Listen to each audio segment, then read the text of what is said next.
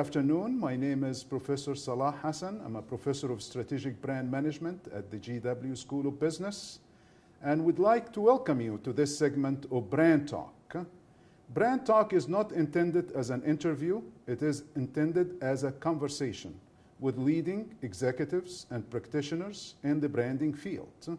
We would like to bring you to the latest in terms of cutting-edge knowledge and practices in the field of branding and brand strategy.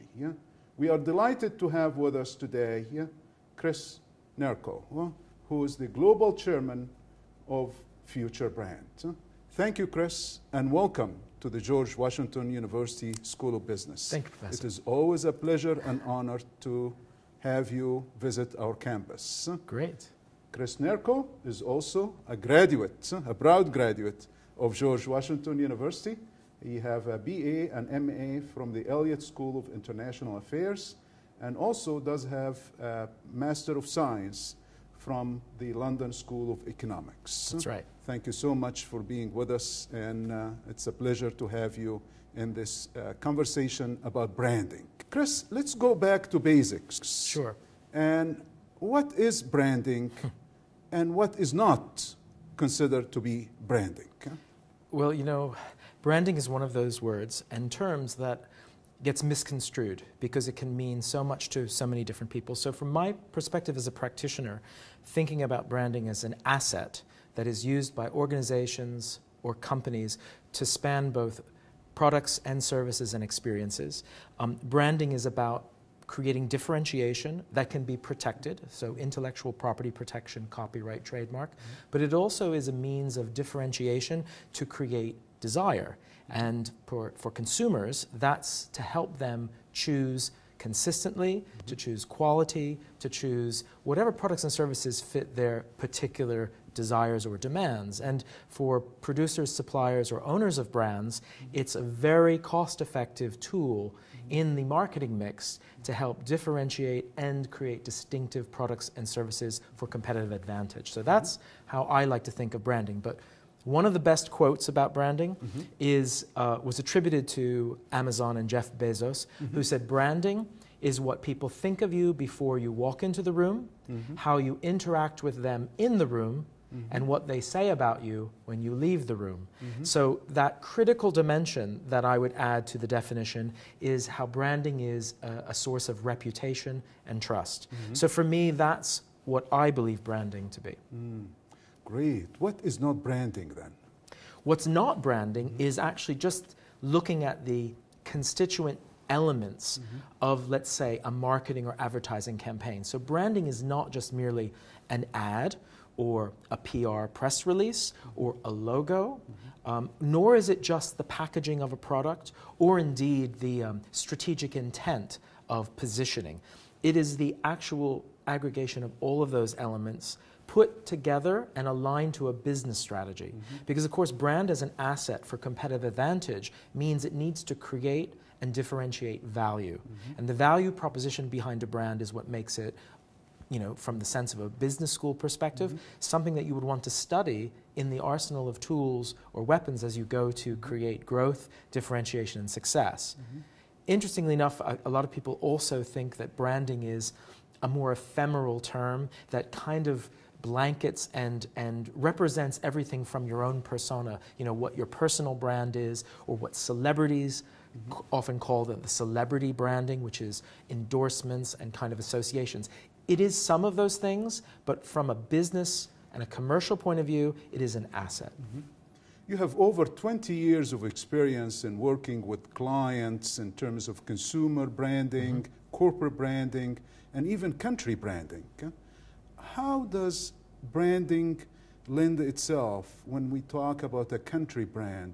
Do we brand a country sort of the same way we brand a bubbly, syrupy soft drink? Well, you know, this is the challenge again, as I just said, with if you think about branding as an asset, if you're branding an organization, if you're branding a product, a service, or an experience. And a country, to a certain extent, is all of those things. So if you go back to that definition that I offered and you think about a country specifically, is that the difference is that with a product or a service, there's certain elements of the product features and attributes and benefits that you can change. You can change ingredients, you can change supply chain, you can change the packaging, and you can create the communications, marketing, packaging, and channels around that.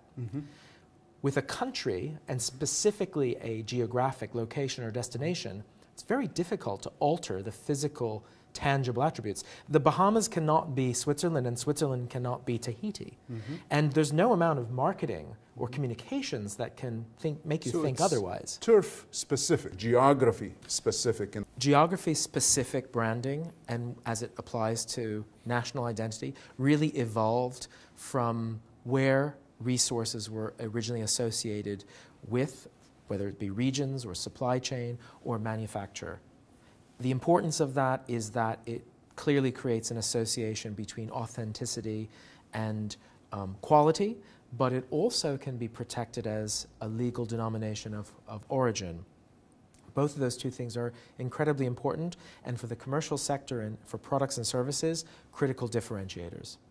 Now, let's look into country branding, and to what extent stereotypes, true or not, can be defied by an effective branding campaign. So when you think about branding and you think about associations, and particularly with countries or regions, at the heart of the first perceptions and associations will be those perceptions and associations that have come through socio-cultural or historical or experiential influences. So if you visited a place, or your ethnicity or your family background is from a place, or indeed you've gone there on holiday, you will have a combination of affinity and experience. That's not a stereotype per se. Stereotypes tend to arise from either myths or untruths, or let's call it more negative perceptions, which are just shorthand for other issues. Now, stereotypes in that respect have to be managed, because of course, like every great brand that's positioned, if you don't position yourself and you don't manage your associations, then other people will manage it. So I prefer to think about archetypes, the archetypes of where culture, history, economics, and geography come together, and they create a more master reference or framework around associations for a country. And countries need to manage that versus purely managing to stereotype. And an example of that would be, if you think about how countries, from a political perspective, an economic perspective, a cultural perspective, leverage their identity, national identity, they have two audiences. They have an internal audience of citizens, but they also have an external audience of potential investors, consumers, visitors, tourists, and for people who buy products from that country, indeed consumers. If you manage stereotypes, it's so narrow and it's so limiting and, as we said, very negative, that you would not be able to appeal to wider audiences, and you wouldn't be able to overcome the negative perceptions. So managing to the benefits of the archetypes, which are usually associated with cultural heritage, music, food and gastronomy, or indeed craftsmanship and authenticity, you play to a higher level, and ideally, if you put them together in the correct way, people will create associations that are more diverse and more rich. And if I just think about, if you think of France, for example, the immediate associations with France, depending on what's happening in the world of politics and culture, will probably err on the side of fashion, food, at the moment football, because they're about to host the UEFA Euro 2016. You will also think of the French language and culture, and you will also probably think of perhaps French literature and French music and French film. On top of that, you might also then begin to associate products, so champagne, for example, or brie, camembert. And all of those products are not only have affinity with being French and from the French culture, but they're also protected assets that are governed by trade rules around what can be called champagne, for example. So there's an element of differentiation and protection that's also involved. So when you put that together, when you talk about something that's French, there's a whole host of associations and neural network connections you can make, some for very commercial reasons and others for much more socio-cultural reasons. The question really at the heart of it from a business perspective is, how do you leverage that for commercial benefit and gain? And therefore, that's why country branding and branding origin is so valuable and so important to organizations, products, and consumers. To what extent, it's interesting that you mentioned France, to what extent do you think cluster branding that is more specific to a particular region and the cluster of industries around that region? You mentioned Champagne, also perhaps the Silicon Valley. Yeah? Apple claims that they are designed in California. They don't claim that they are made in the USA because obviously it is manufactured elsewhere. Yes. So therefore, I know you have done a lot of work on the made in and the country of origin effect. The recent study by FutureBrand on that was released a year ago. To what extent do you think the cluster brand, if you will, can help out the nation brand? Well, they're intricately and intimately related. The interdependency. I think it's worth pausing and saying that, you know, if you look at economic development, which has really, over the past industrial era, gone from the source and supply of materials through to not just manufacture, but potentially, you know, intellectual and creative industries, and then the outsourcing of supply in a borderless world, now further fueled by a knowledge and experience-based world that is borderless. And you think about where many of those denominations of origin have come from. They've come from the historic and geographic and resource bases of where craft and authenticity and product availability, you know, allowed for regions to produce certain things and be associated with those things. And many of the brand protections were associated with symbols that could be identified on those products. So now in a borderless world where you have outsourced manufacturing and supply chains, you have multinational corporations and in some cases companies of no national origin, with brands operating in a very neutral, non-origin based, you know, commercial marketing world. It's difficult to know where things are made and where they're from and what's authentic and what isn't. But interestingly enough, that's still important. That's where branding comes in, because branding that can use their brand value and brand associations, in many cases with regional or national identity elements, they actually help edit and make choices and help signify or direct consumers to attributes. So for example, in our Made In, there are certain countries that are associated with expertise and quality in the automotive industry. So where would you think naturally that would be? Well, internationally we're talking Germany, Japan, and to a great extent the United States. You wouldn't naturally think of automotive as being in some other countries. But now that's being challenged because many of those brands are manufacturing on a global basis. That's true. Where the brand, to the extent it carries some degree of origin and signifier, so for example, BMW, many people do not realize that it was derived originally as Bavarian Motor Works. People don't know that. Some brands overtly choose to use that as part of their marketing strategy. So BMW has moved further away from their German origin in their advertising, embracing the wider concept and archetype of joy.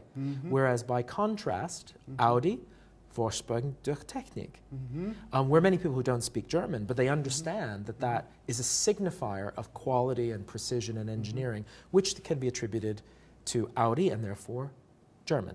So you look at those things and you think, well, how important is that? Well, where it comes down to being important is when a consumer is assigning a value to origin that is well beyond just the base price of the goods, and that gives them a perceived quality and value and return that is much higher and differentiated from anything else. That's where branding and origin come together. And as clusters kind of begin to change and as industries change, you have locations and nations who are trying to attract different industries to actually move themselves away from being single dimension or single resource driven industries or economies. Why is that important? Because now we're able to have a fluidity in terms of sourcing, resourcing, intellectual property and knowledge transfer and migration in terms of, you know, Silicon Valley and Silicon thinking is present all over the world, from Finland to Bangalore to California to indeed new places where you wouldn't have associated that. Why? Because the ability to transplant knowledge and ideas to smart people with the right resources of infrastructure means that you can manufacture and you can create brands and products and services almost anywhere. So the dynamic has changed. The challenge is for corporations and organizations to manage that and consider how that can best be used on their balance sheet, not only to create value for the organization, but more importantly for the investment that goes into products, services, innovation, experiences, recruiting the best talent, retaining them, and being very, let's call it very community-oriented employers of choice. So now the dimensions beyond just supply chain have widened, which means that the world of marketing and commercial organizations has completely changed, and the boundaries are blurring, which is why understanding where nationality, identity, and branding intersect is so critical. In that intersection, as a brand strategy can be the connector, where do you see brand strategy? Is it more in the corporate strategy end of the operation, or is it more in the marketing strategy end of the operation? Brands? Some companies really put brand strategy under the corporate umbrella, and some others put the brand strategy pretty much embedded as a marketing strategy arm. Yes. What's right and what's wrong? Well, they're both. Brand is present in both. Okay. It's how you define, though, brand. And corporate brand versus consumer brand is one thing. Very good. The other issue is when you think about brand communication strategy, which is understanding who your target audience is, aligning the message, focusing it through channels, and using your investment to project and communicate content and product features, benefits, and advantages. That's all in the communications and the typical advertising, the 360 marketing mix. That is a brand communication strategy. But when you speak about brand as an asset of a corporation, you're really thinking about how, as an asset, do you deploy for future long-term growth and differentiation. Communication works on a much more short-term life cycle basis. But when you're thinking about the asset value of a brand that has trademarks associated to it, that has innovation, research, and development associated to it, which has employees of a company associated with it because they are the brand ambassadors, whether they're working internally in R&D and innovation or externally in Salesforce or customer service. And then, of course, I always say, well, who's really the brand director of any firm or brand? Well, it starts and ends with the CEO, because they have to think about themselves as the chief steward of the brand as it represents all of the attributes and assets of the corporation. So when you think about it in those terms, it starts and stops in the boardroom of companies for long-term value growth and creation. But it is primarily judged by the consumer or by shareholders and stakeholders by the interaction of the product, the service, or the communications. So it plays to both. It just depends on how you're defining the context. Let's put this conversation about brand strategy in the context of the country brand. Okay. Who is the chief steward of the brand in that respect? Where the branding board is multi-stakeholder, where the audience are really internal audiences as well as external audiences, the citizens and the residents of the country versus the visitors and the public at large and the public opinion. So who is the chief steward of the brand when it comes to a country brand? So if we think about brand as being a term that evolved through the commercial and the private sector, as it were, and then you apply it to a public or a governmental organization, that's where there can be confusion. So I don't want to liken the leader of a company or of a country to be equivalent of a CEO of a company. But if we just for a moment think that the leader of a company, of a country, is almost the chief ambassador, cheerleader, and representative of the national identity. So the identity that is reflected in the politics, the economics, the socio-cultural issues of a country. They are, in that respect, the person who has to protect, endorse, and guide that nation and the citizens of that nation along the lines of what their political, economic, or their cultural agenda requires them to be. They're a historic presence. That is a very different role than someone who has a legacy that's judged by commercial market dynamics. But, as I said earlier, countries today need to compete. They need to compete for investment dollars. They need to compete for attracting talent. They need to create tax bases, both for residents and consumers and citizens, as well as corporations. And they need to encourage businesses and entrepreneurship that, in many cases, may use the national identity as one of their key differentiators. So when you think about that, they're really the architects of how nationality, as manifested in origin, is important for an economic value creation objective. So when you think of it that way, then you begin to realize that the leader of a country and the board of directors of that country, who may be in charge of the ministries or departments of tourism and travel, or transportation, or economic affairs, or home affairs, that they have to act like the commercial metaphor, a board of directors, to make sure that they're all first of all aligned. What is the vision and the purpose, and what is their role? What are the values and sort of the parameters that define the country and define that country's competitive advantage? And that competitive advantage may be translated into attributes that are important for attracting investment, or encouraging tourism, or encouraging migration and immigration, for example. And then, of course, you think of the national patrimony, of protecting the heritage and the culture, which in many cases is one of the core proof points of origin. So when you think of it that way, you have to say that the leaders of a country have not only a responsibility to maintain, protect, and develop the national identity, but also to communicate and articulate that to their internal audiences, which is citizens, as well as external audiences. So in that respect, I use the metaphor of B2B, B2C, in a country perspective as G to B, government to business, or G to G, government to government, or indeed G to C, which is government to citizen. And then if you expand that out, then consumers and citizens are also representatives. They are representatives. Historically, many times, this has been a protectionist view, historically, which was buy American or buy British, or using it in a stereotypical tirade for trade wars to say made in China is bad or made in Japan is bad. From the 70s, that was what actually spurred Japan through the private sector to say made in Japan should be a mark of quality, not inferior goods, which is why today in our study, Japan is the strongest brand for quality of production and origin in many categories. So it's interesting how those issues around identity, nationality, origin, and branding can become manifested in both the commercial sense and the political economic sense. That's why it's fascinating to study, and that's why, for example, at George Washington, the intersection of all of these issues, commerce, industry, economics, politics, culture, is so important and viable for a 21st century leader of a company, a country, or an NGO.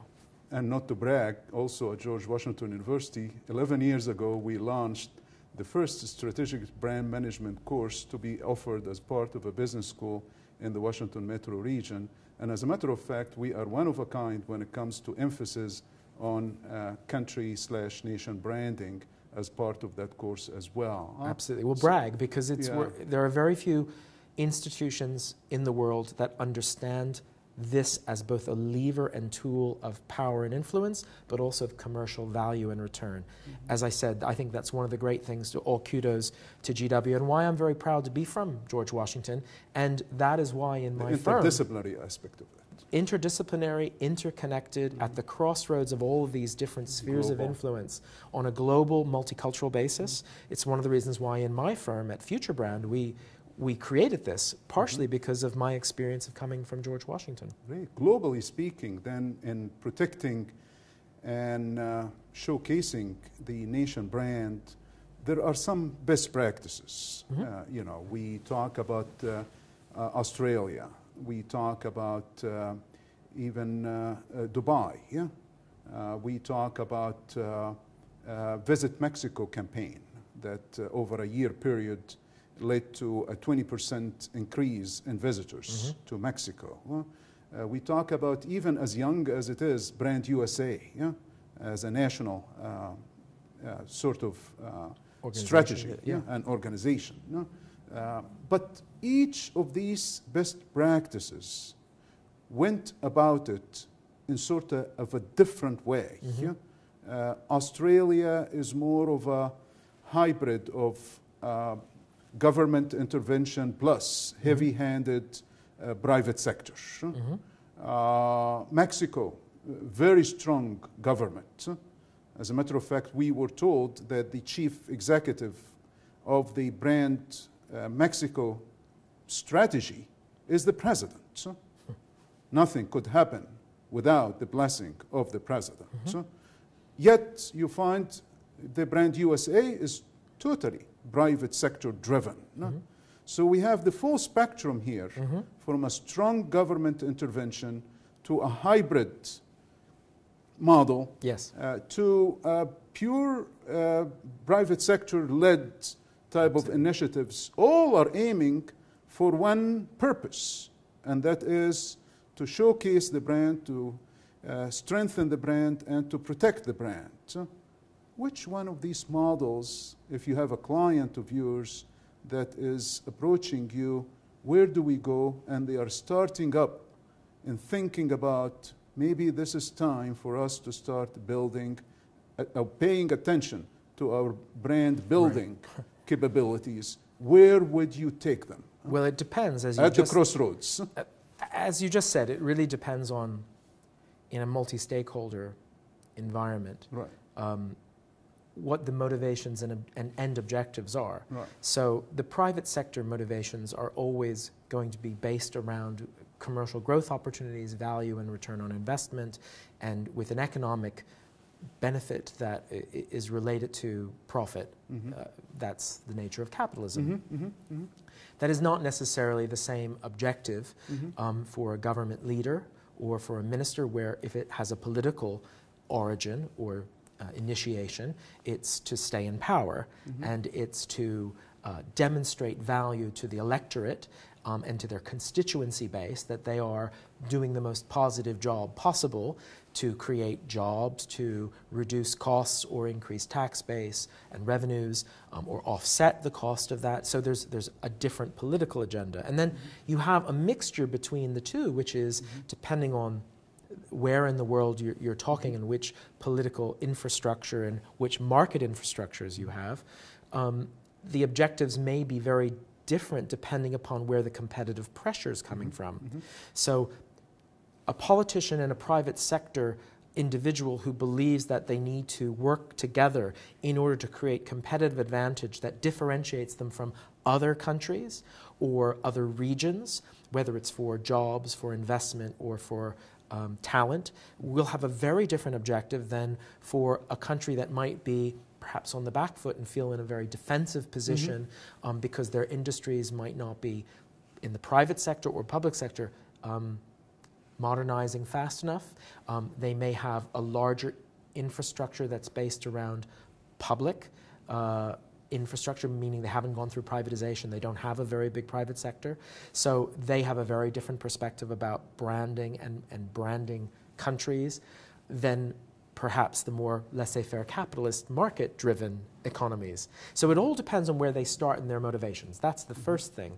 The second thing, it depends to what elements and what sectors, what categories do you have the private sector coming from. In the travel and tourism industry, many countries depend on this. It's the primary employer and sector. So there's a very different construct for that. And Mexico is a great example of, the high dependency on travel and tourism. And therefore, sometimes country branding can be portrayed or mistakenly identified as a travel and tourism campaign. And consumers see travel and tourism campaigns and they remember the slogans, the taglines, the ad campaigns. And whether or not their intent to visit as a tourist or not is immediate is it resonates with them. And I think that one of the things we have to think about is government individuals have a responsibility across multiple sectors. They have a responsibility across multiple constituents, and they have limited budgets, and the private sector have different objectives. So one of our challenges whenever we take a brief on is to interrogate the stakeholder, the purpose and motivation, and the assets with which they're trying to leverage for what advantage and outcome. World Expos have been really every 4 years showcasing you know, the nation brand, if you will. Recently, Milan.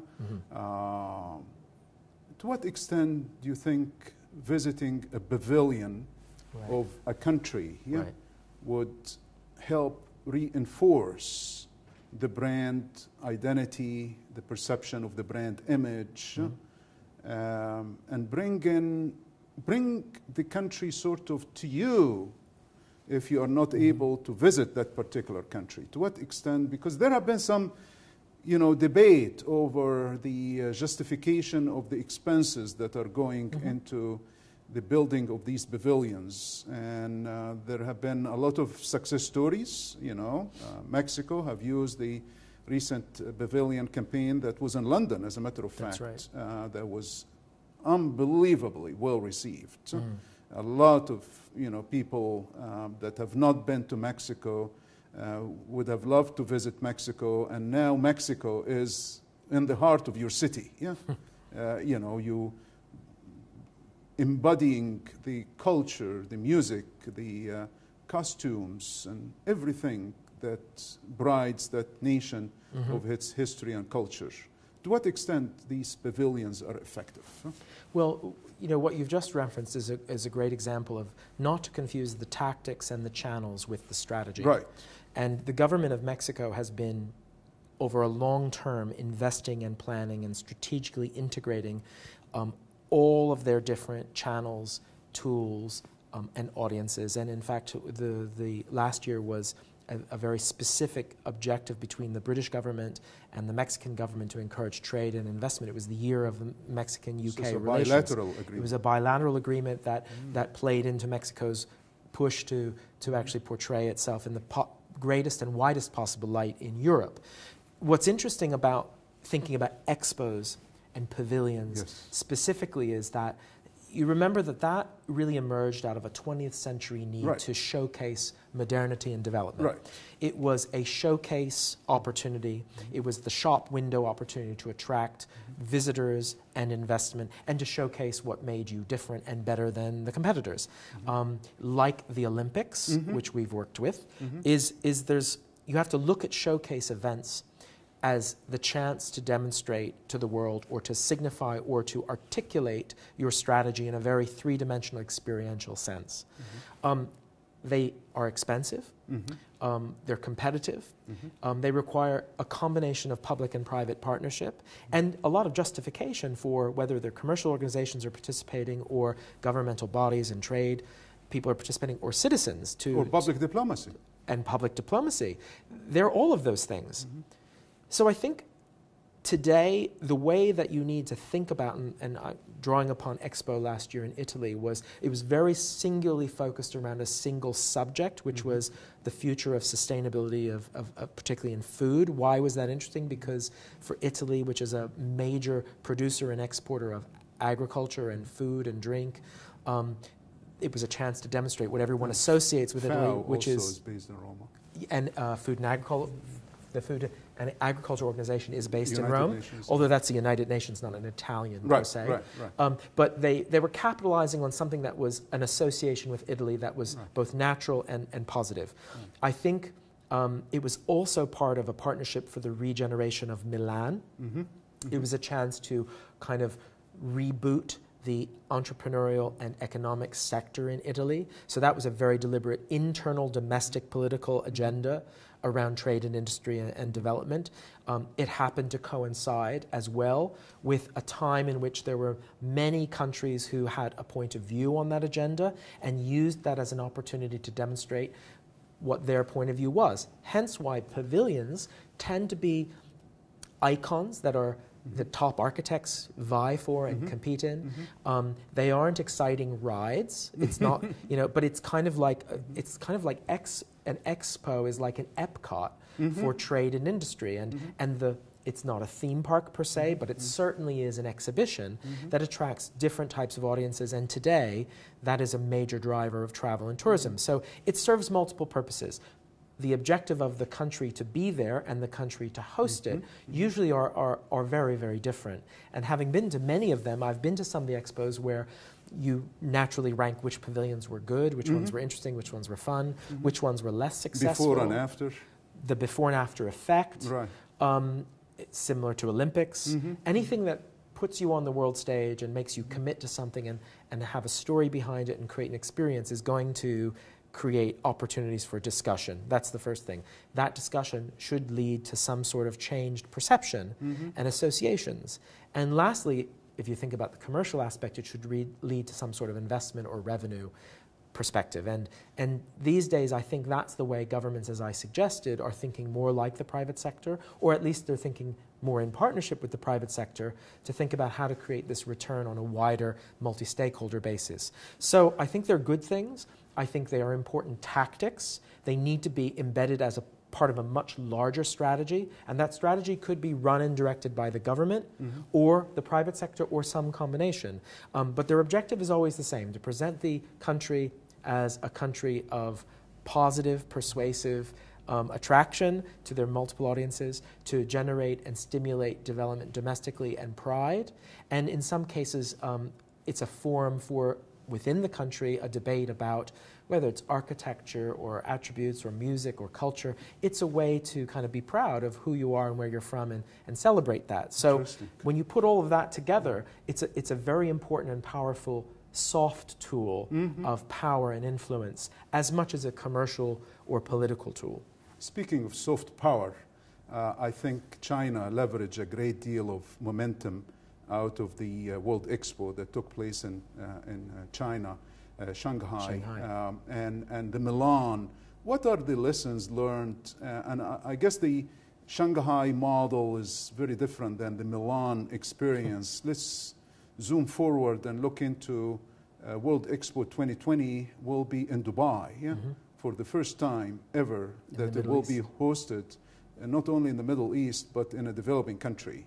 What would, if you were consulting with the rural of Dubai, and having had the points that you're raising taken away from the Shanghai experience and the Milan experience, what would you advise them to do or not to do in really maximizing on the presence and unsurpassed experience of really bringing visitors from around the world? Incidentally, they changed the time from the summer to the winter to accommodate for the peak of the travel season. As a matter of fact, I think Dubai 2020, Dubai will be the destination of choice in that respect. Well, that's they need to speak to Qatar about when to host football matches, because the timing is actually quite critical. What you've really hit upon is, for me, a learning that we derived from our work with London 2012 Olympics. Which is to think of it not as a one-off event, but rather to think of it as an infrastructure, permanent developmental opportunity that will yield results and return to the local population and the local infrastructure. That's the first thing, is if you're going to host an event like that, it's an event that takes place in an infrastructure that allows that once that event is over, something is left behind that provides a legacy of value, and ideally a legacy of value that's connected to the economic basis or the socio-cultural basis of that community. So that's the first thing, and I think that's where Dubai has, over the last 30 years, gone from relative obscurity to a peak in the early noughties of just, unsurpassed development, then suffering a bit of a setback, and then coming back stronger than ever, but with a much more integrated and a more mature and professional planning of the space of how to use not just Dubai, but the wider Emirati region. Yeah. And I think Gulf that's region. the Gulf region, and specifically across the Emirates itself. And I think that's where you're seeing the maturing of the leadership and the infrastructure, a maturing of the opportunity in terms of how that gets translated to both political, economic, and commercial development and education. I think my advice would be is, first of all, everyone likes a world global event, so you will generate travel. Yeah. It's an opportunity to generate iconic representation of your country or your region. So thinking about what legacy or what iconography you're going to create.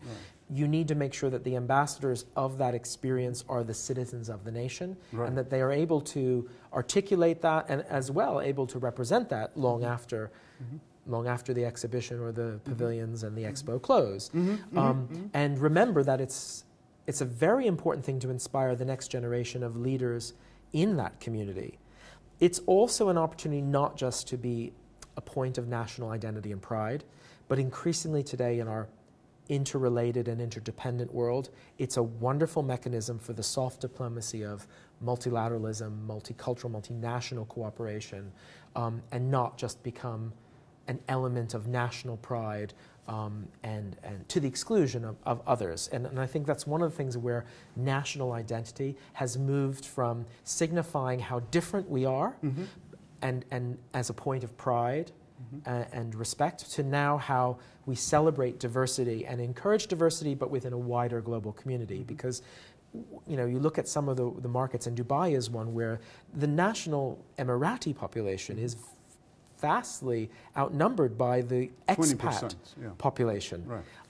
So what does it mean to be from Dubai or in Dubai, and how do people see Dubai is very, very different. So bring more authenticity in the message and focus on the cultural dimension in order for the people that visit the World Expo in Dubai, they walk away with a different flavor of the region, the Emirates, and the great Emirate of Dubai. For sure. It is the Dubai Expo that's hosting the world. That's right. So it's not specifically about Dubai, but it's the chance to demonstrate and to outreach. This is who we are. Who we are and how we see and interact with the world. And it's a great chance to communicate, perhaps, if you want to shift perception of what Dubai is about and the positioning of the brand, it's the one chance you'll get with all the media attention and all the social content that can be created. You can shift people's perceptions. And I think that's what Dubai has been very, very deliberately trying to do, both in the physical infrastructure, as much as in the soft, in the more ephemeral infrastructure of communications and investment. So they come together. It's a great opportunity, and we'll see. I, for one, will be visiting. Great. We hope to see you soon. Chris, thank you. It's always a pleasure to host you. My pleasure. At your alma mater, George Washington University. Thank you so much for your time. Cheers. We are proud of you. Well, thank you. I'm proud to be here. Thank you. Thank you for really being with us. This was a terrific brand talk discussion on what lays ahead in the future and how the future is being shaped by branding. Thank you so much, and we look forward to talking with you in a future brand talk conversation. Thank you.